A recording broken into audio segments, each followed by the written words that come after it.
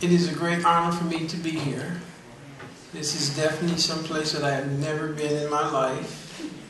So it's a blessing for me to see your wonderful faces and to share with you my story about being on death row in the United States for 16 and a half years. Now, if anybody cannot understand what I'm saying, just raise your hand in the back and he'll straighten it out.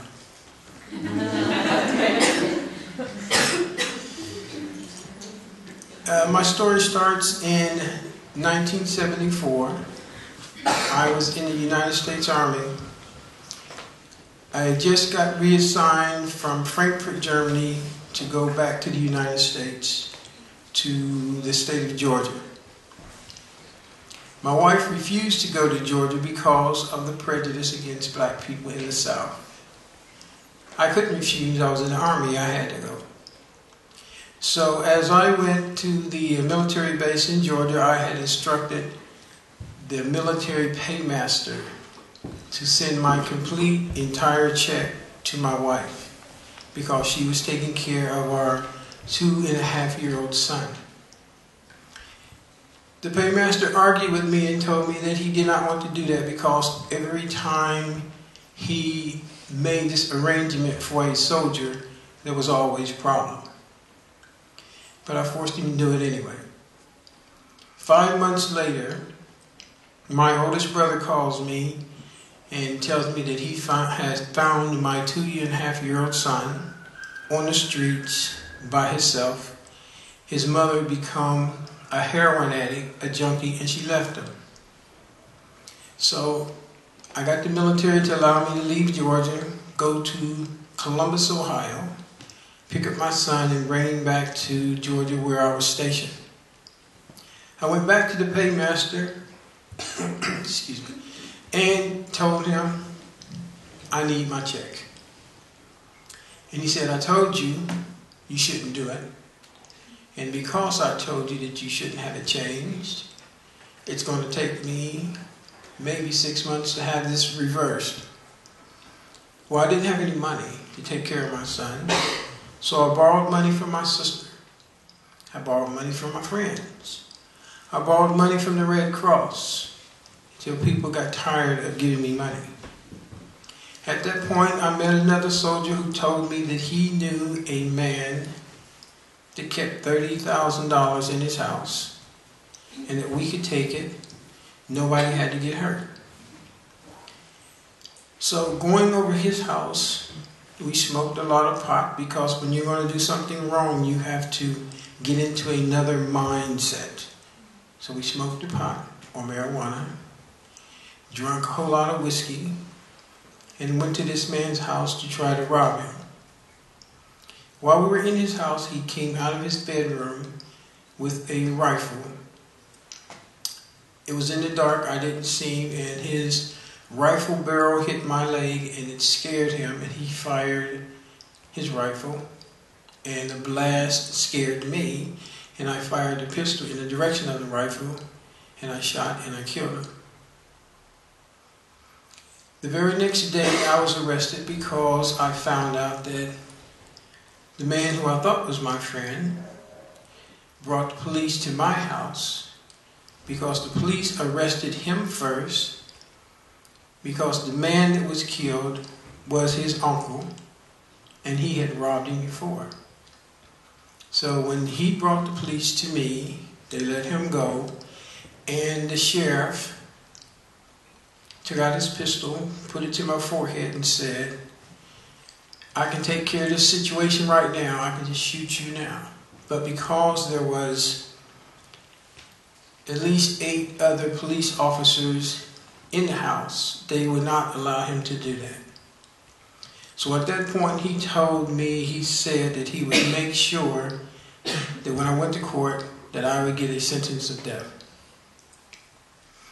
On July the 17th, 1974, the day that I did go to court, when the judge came to the courtroom, he had already typed my sentence up saying that he was going to give me a death sentence before we went to court. When the trial actually started, the judge asked the prosecutor what did he have to say, and the prosecutor's whole argument was a confession that I gave for 2.5 hours. When the judge said to my attorney that it was his turn to respond, my attorney said, "Your Honor, we plead guilty, and you can talk to Billy." Now, I told the judge that I was pleading guilty because I was, in fact, guilty. It was not a premeditation murder. I did not plan to kill him, but I did, and because of that, I was responsible. So the judge said I did a good thing, an honorable thing in pleading guilty. The judge said that I did a good thing, an honorable thing in giving the money back. But the judge went on to say that on Friday, September the 13th, 1974, I would be taken from the county jail to the state prison, and between the hours of 10 o'clock and 2, I would be executed. At that point, I was taken back to the county jail. My lawyer did not speak to me. He did not give me any further information as to what would happen. So when September the 13th came around, and I was sitting on the edge of my bed waiting for the officers to come to get me, to take me to be executed. 10 o'clock showed up, but none of the guards did. Nobody came to the cell, nobody said a word to me, and I knew that they did not forget, but I didn't know why I was not being executed. Nor was I going to volunteer asking anybody, did they forget? I mean, if they was going to forget, I was going to let them forget. Well, Monday I got a letter from my lawyer which said, "Billy, I am sorry I forgot to tell you that you would not be executed Friday." He said that your case is going to be appealed to the Georgia Supreme Court, and I need you to tell your older sister to send me $3,000 to continue in this process.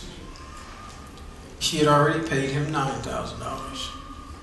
I wrote my older sister and I told her to fire him, did not give him another dime, and from this point, I would represent myself.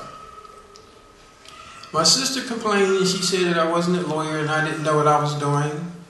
And I told her, "You're right, I'm not a lawyer, but one thing I do know, I can't mess this case up. I can't make it any worse than what it is. I mean, I got the worst sentence you could get, so how could I screw it up?" So I studied a while and learned how to file a petition, and I got my police record and court transcript. In the police record was the names and the addresses of the members of the victim's family. I knew when I saw all these names that I had to write this family and apologize. I wasn't sure what to say.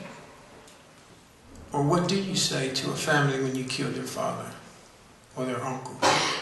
How do you write a letter like that? After much prayer, the letter was simple. I told them I was truly sorry for the pain and suffering that I caused them. And if they could find it in their heart to forgive me, I would appreciate it. But if they did not, I understood, because I did not forgive myself at that point. To my surprise, within 7 days, I began to get letters back from this family, and they said that we are Christian people. We believe that God has forgiven you, and we forgive you. Never had anybody in my lifetime extended that type of forgiveness or that type of love to me. I didn't understand it, so I wrote them back and asked them simply, "How could you reach a decision like that?" And the family explained to me. They said, "The reason why we are forgiving you is because, one, we believe this is what God wants us to do. And two, forgiveness is not solely for you. It is for us. Because if we don't forgive you, then we will be carrying around the emotions of hatred and bitterness and anger and resentment. And each one of these emotions harm us and not you. So whenever we think of you, we don't want to be harming ourselves. So in forgiving you, we are freeing ourselves from the bondage of those emotions. It was the family itself that I had begun to write for the whole 16 and a half years that I was on death row, that we wrote letters every week, that they helped me to finally get to the place where I could finally forgive myself. Now, because I pled guilty, none of the appeals court in the state of Georgia or in the United States really wanted to look at my case. Every ruling said, why are we looking at this case? He said himself he was guilty. So if he's guilty, we should let the execution proceed. So from 1974 to 1984, I went through 13 execution dates. But none of those dates was what we called really serious. Those dates were just to move the case from one court to the next court. However, in 1984, the state of Georgia had killed 13 men, and I got a new execution date, which was for May the 24th, 1984. On May the 21st, 2 officers came to my cell and packed up all my belongings and took me to the captain's office. In the captain's office, he said, here is your execution warrant. I need for you to read it. I need for you to sign it. I need for you to tell us that you understand that we're going to kill you at 12:15 on Wednesday night. After I signed it, he said, now I have another form I need for you to sign. And that form says, what do you want us to do with your body after we kill you? We can bury you here at the prison, or your family can come and get your body. At that point, I was given the uniform that I was going to be executed in to wear. 2 officers put chains around my waist, my arms, my legs, and then I was taken to what is called a death watch cell. This cell is no different than any other cell, except it is maybe 10 feet away from the electric chair. You can see it. So as the 2 officers were taking me to this death watch cell, they decided to stop at the electric chair. It had a white sheet like this covering it. They snatched the sheet off of it and said, Billy, look at this chair. Look at these straps. These straps would hold you down when you are being electrocuted. Look at the wood in this chair. Look how pretty it is. We want you to see it now. Because when we strap you down in it 3 days from now, you're not going to be able to appreciate just how nice this chair looks. Now, the chair in and of itself did not bother me. What bothered me was the fact that I had got a manual and read, and the manual talked about what happened to people when they were electrocuted. Excuse me. In the state of Georgia, at that time, their electric chair worked in this manner. When the button was pushed, 2,300 volts would go through your body for a solid minute, and then it would stop for 30 seconds. Then at a circuit breaker, then it would do it again the second time for a minute, then it would stop for 30 seconds.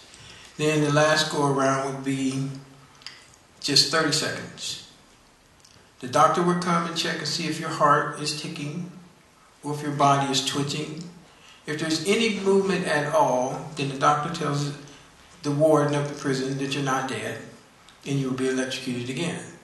Because the execution warrant states that you are to be executed until you are dead, completely dead. No moving, no twitching, nothing. The effects of the electric chair that I read in the manual, it said when the current hits a person, it pops their eyes out of their head. It shatters their teeth. And if there's constant electrocution, the skin catches on fire. So all of these thoughts were going through my mind. These are the things that were tormenting me, not the chair itself. At that point, the 2 guards took me and actually put me into the death watch cell itself. The captain came by and he said, listen, let me explain to you what your rights are as a death watch inmate. If you want to look at the TV to see if there's any news about your case, you tell the guards they will turn it on. If you don't want the TV on, they cannot turn it on because their job is to watch you. Now, the job of the two guards that were watching me was sitting at a table like this, and each of the guards had a large green logbook. As I turned around in the cell and looked at them, one guard started writing. So I asked him, "What are you writing?" He said, "Oh, I write down every word you say." And the other guy, he writes down every physical move that you make. So I asked him, I said, "Why do you do that?" So he wrote that down. He asked me, "Why did I do that?" He said, "Well, we have to show society that we treated you nice before we killed you. This is our proof. Minute by minute, detail by detail, everything you did, everything you said, we have it in print, and we can prove it." So when the captain left, one of the guards said, "How about turn on the TV? We don't want to look at you all day." I said, "I don't want the TV on because the news is saying that William Moore is guilty, and the reason why the crime is increasing in the state of Georgia is because the state of Georgia has not executed me yet." So I didn't want to hear that. And because I did not allow the guard to look at the TV, they get mad at me. I make the guards upset. So they open up the green books and they begin to read the names, the words, the movements of each one of the 13 men that had been executed that I had lived with for over 10 years. I knew them personally, some were friends, and to hear what a person does minute by minute in a constant state of fear is none other than torture. So as they continue to go through telling me about these inmates, that was very upsetting for me. Until they got to the last one. The things that the last inmate said actually began to help me feel better. And the reason why is before I went to Death Watch, I had started a couple Bible study groups. And this one inmate came and said he would like to join the group, and I told him that he could. I said, the rules of this is simple. We read a verse out of the Bible, and we explain it to each other, what we think it means, and how can we apply that in our life. He said, okay. So when we passed him the Bible to read, he would not read it. So later that day I asked him, I said, how come you didn't read? You said you wanted to join the group, now you're not participating. And he says, I can't read. I said, well, that's strange. Because when you came in here 5 years ago, when I first talked to you, you told me that you graduated from high school. So I don't understand that. How do you graduate from high school and you cannot read? He said, well, the teachers were passing my test for me just to get me out of school. I said, okay. I said, I can teach you how to read. I said, we got a lot of spare time. We could do that. And so as I began to try to teach him how to read, I found out that he had a mental problem. He was mentally slow. He wasn't stupid, he was just slow. But he had a special gift. He was the only person that I knew who could hear a song on the radio one time and know every word to the song. That was his gift. So he had his imaginary guitar. He'd be standing in the middle of his cell, singing at the top of his voice to the songs that he heard. I said, okay, we can work with this. So we made all his lessons into songs. I had him sing those instead of the stuff that he was singing. And working with him in a couple of years, he was reading good, doing some writing. He came to my cell one day and he said, I have this letter from the courts and I don't understand what it is. I read the letter, and the letter basically said that he was going to be executed in 2 weeks. So I asked him who was his lawyer, and he told me he did not know. I said, all right. I said, you have any mail in your cell? We went through all his old letters. I found out who his attorney was. I wrote his attorney and asked him, was he aware that his client was going to get an execution date? His attorney wrote me back and said that he had already gotten that letter, that he filed a petition with the state of Georgia saying that the state of Georgia could not execute his client because he was mentally retarded. The state replied and said, if he is mentally retarded, we will not execute him. However, we will test him to see. Now, all my friend really understood when he got his letter from his lawyer was that he was going to take this important test.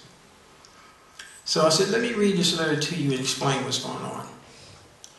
I said, the state is saying if you pass this test, you are competent, they will kill you. So, this is what we're going to do. I will teach you how to fail this test. I will make sure that you don't pass. Everything that you learn in our class, all the words that you learn, these are road marks and signs for you. Every time you see something that you know, mark something else. That way you'll be sure to fail the test. And he tells me, he said, well, you don't get it. You don't understand it. I'm saying, what do you mean I don't understand it? I said, I understand it. You don't understand it. We need to fail this test. He says, you don't know what it feels like when the teacher makes you stand up and read and you can't read and the kids laugh at you. He said, I still feel that.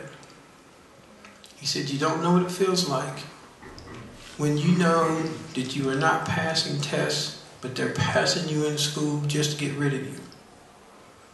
He said, if I can pass this test, I'm going to pass it. I said, listen, I'll make you some hard tests. You can take those. I said, I'll make them so hard that you can't pass them. You can try to pass those. He said, no, I'm going to take this test, and I'm going to pass it. He took the test, and he scored 71. 1 point just above passing. 3 days later, he was executed. The guards were telling me that he said that he was so happy that they gave him a brand new uniform to wear, the one that they executed him in. What made him happy that he was finally in his life, they were giving him all of this attention. Whatever he wanted to eat, they would give it to him. Whatever station he wanted on the TV, they would turn it. He also said that what made him the most proud was the fact that he knew that he finally passed the test that wasn't fixed for him and didn't know how to pass it but him. He also said that by learning how to read and write, it helped him to accept Christ in his life, and that made him a better person.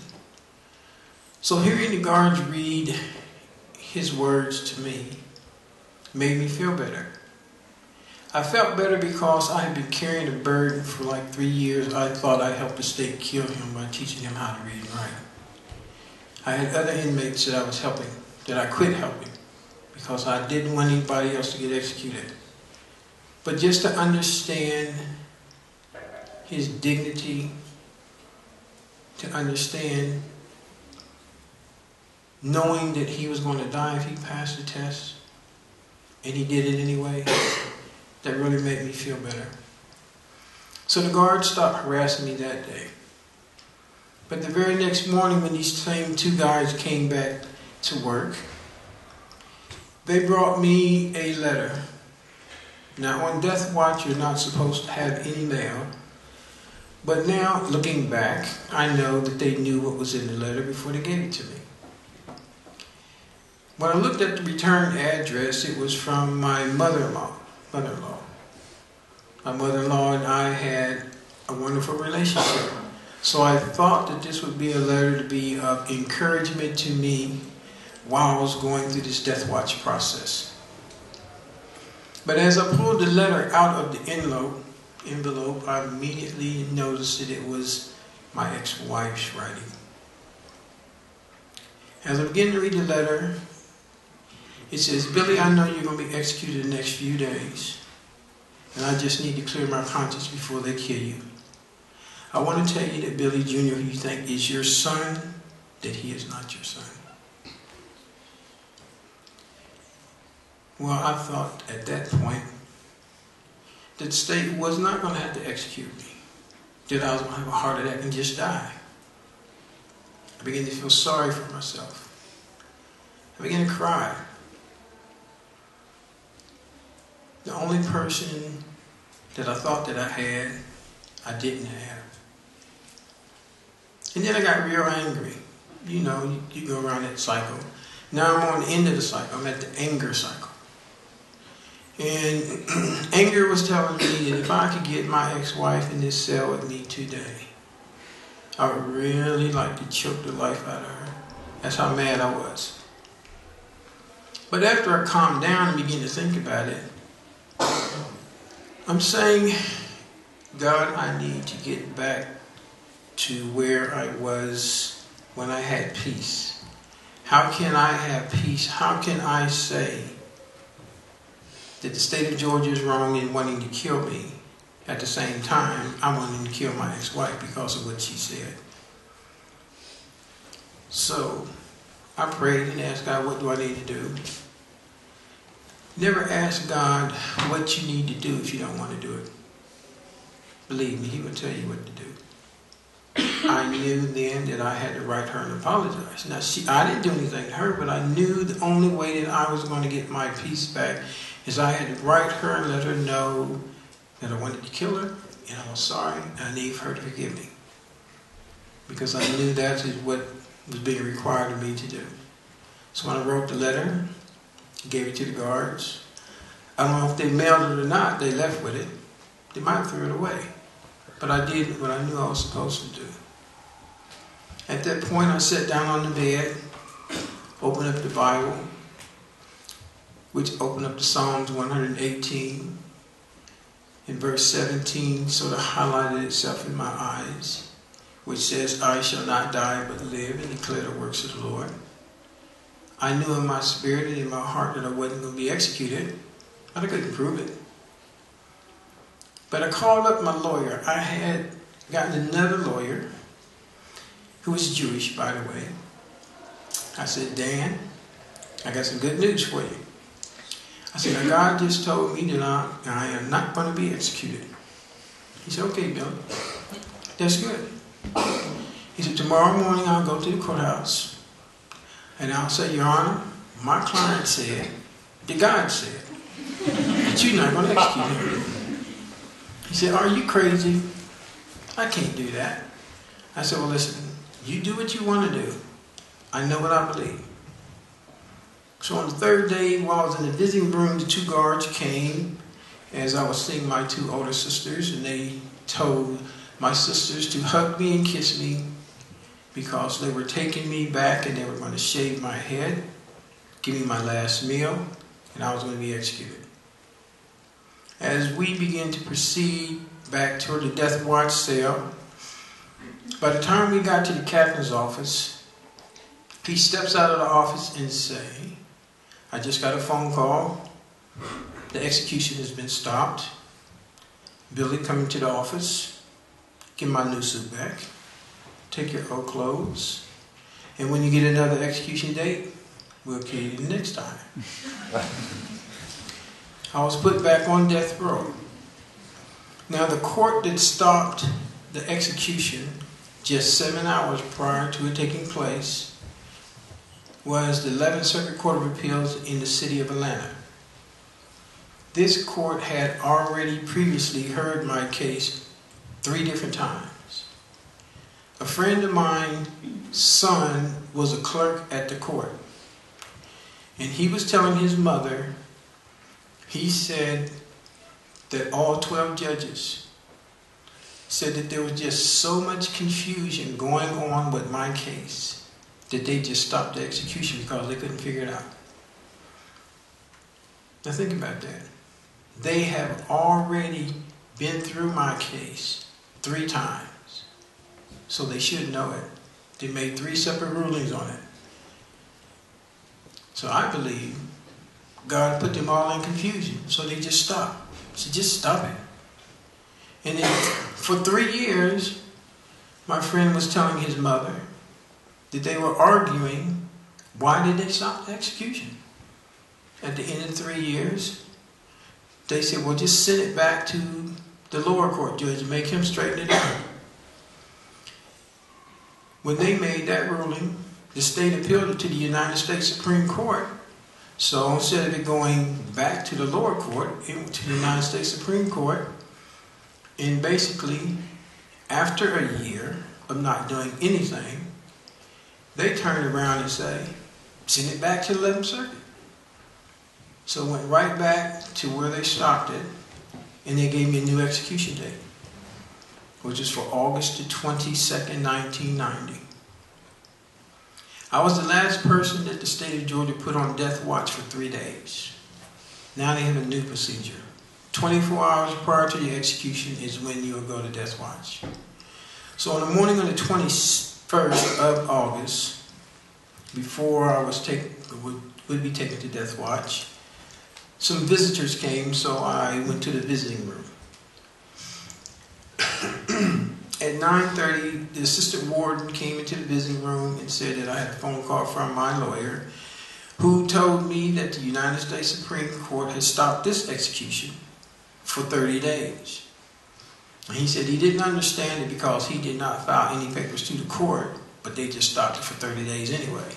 And so we were glad about that. And then he explained to me, he said that the State Board of Pardons and Parole, to look at is that who is the last person, there's 5 members on this board, that are the last people to look at a death penalty case before they allow the person to be executed or not, said that they would not hear my case because the United States Supreme Court had it. However, at 10:30, the State Parole Board notified the victim's family that they was going to have a hearing anyway. And they notified my lawyers. Now, all of this is taking place, and I am in the visiting room, and I have no earthly idea that this is happening. I'm telling you this as it was told to me. The parole board notified the victim's family, and the victim's family came to the parole board with all their family members, about 30 people. The victim's family said that we have been writing Billy Moore for the last 16 and a half years. We have lost one family member in this case, and Billy is our brother, and you cannot kill him. So while the family was telling the parole board that, a friend of mine named John Deere, who I started writing when he was in high school, went on through college and seminary training and became a Jesuit priest, had spent a couple of years in India with Mother Teresa. So while he was there, he had told her all about my case. So the day that he comes back to the United States is on August the 21st, when the parole board is hearing my case. So he calls Mother Teresa in India and said, listen, you know I told you about Billy's case. They're talking about executing him tomorrow, so call the parole board on his behalf and speak to the parole board chairman. And Mother Teresa told him, as John relates this to me, that if the parole board want to talk to her, then they should call her. Now, I don't know how John did it, but he got word to the chairman of the parole board that Mother Teresa wanted to talk to him. So while the hearing was going on, the chairman stops the hearing and he has a press conference. In his press conference, he says Mother Teresa wants to talk to him. So he calls India. Now, I have no idea how you get on the phone and just call India and get Mother Teresa. I don't know how a person does that, if she even have a listed number. But some kind of way, he got her on the phone. And he asked her, what did she want? And she told him that he and the other 4 members of the parole board need to do what Jesus would do. That day at 2 o'clock, the parole board of the state of Georgia commuted my death sentence, changed the sentence from death to life. I was still in the visiting room. My lawyers didn't call me. Nobody told me. When the guard came at 4 o'clock and said, "Billy, the visit is over," I'm thinking that I'm getting ready to go to death watch. And this guard is so excited. He said, "I am so happy for you." And I'm trying to figure out, why is this guy happy? But he doesn't say why he's happy. He's just saying, "I'm so happy for you." And it just doesn't make sense. So as we're walking down the hallway, he's introducing me to other guards. "This is Billy Moore." And I'm like, what in the world is going on? Well, nobody says anything. I get back to the cell block, and before I go in, I hear all the inmates on the side that I lived on, 33 inmates, screaming and banging their cups on the bars. So I think that it is a riot in the cell block. Thank you very much. I think that it's going to be some trouble. The last time the inmates did that, they had the riot squad come in, take our mattress, blanket, clothes. We were left with just our undershorts, and they took all the windows out in the wintertime for 3 months. So this is my thought process. We're in some big trouble. As I go into the cell block, I realize that the inmates are not just screaming, they're hollering out my name. And I'm trying to figure out, now, what is this about? Why are they screaming out my name? Nobody says nothing to me. Nobody tells me that my sentence has been commuted. They think I know, so they're just screaming and hollering. I get my mail from the guard. I go to my cell, I sit down on the floor, and I begin to write letters to all my friends that wrote me. And I'm explaining that I got this 30-day stay from the United States Supreme Court. The television in the cell block is on.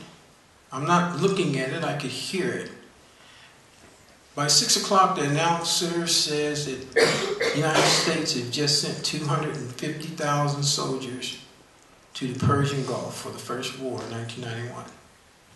Then the announcer stops and says, "And today, the parole board commuted the sentence of William Neal Moore."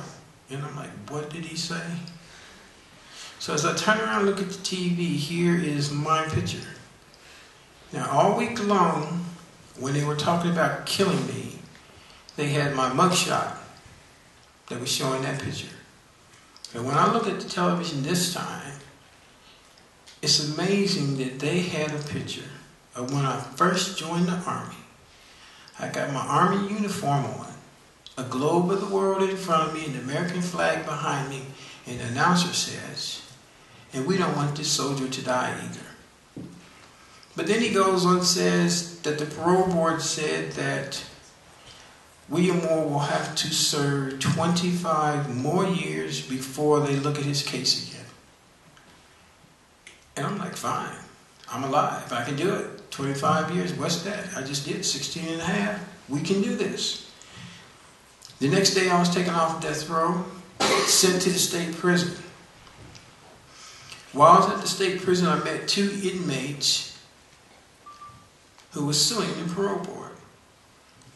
They were suing the parole board because the parole board began to apply a law in the wrong fashion. In 1977, the Georgia legislature created a law and said if the parole board changed his sentence from death to life, that person has to do 25 years. If the prosecutor asked the jury to give a person a death sentence and the jury gave them life, that person has to do 25 years. But this was in 1977. The 2 men who sued the parole board was convicted in 1975 and 1976. So their argument to the court was that the law is not retroactive. It doesn't go backwards. It cannot apply to them. The problem is that the parole board began to apply this law to every man. It was 2,500 men in the state of Georgia that had life sentences. So all of a sudden, the parole board was tacking 25 years onto their sentence. As these two guys filed their appeal, they won their case. They gave me a copy of the law. I sent it to my lawyer in Boston, who sent it to the parole board. The parole board called the victim's family and said William Moore is no longer under the 25-year law because he was convicted in 1974. So he is eligible for parole. And the victim's family told them, said, listen, we asked you a year ago not only not to kill him, but to let him out of prison. And you told us you couldn't do that.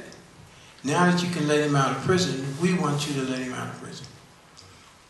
So instead of 25 years, 13 months later, after my sentence changed from death to life, I was paroled out of prison on November 8, 1991. But the amazing thing about that is, 5 months after I get out, the ruling that the 11th Circuit made that the two guys won on was sent to the United States Supreme Court, and they reversed it back to the way it was, saying that the parole board could do whatever they want. So, to me, it's as if God has opened the door so that I can get out.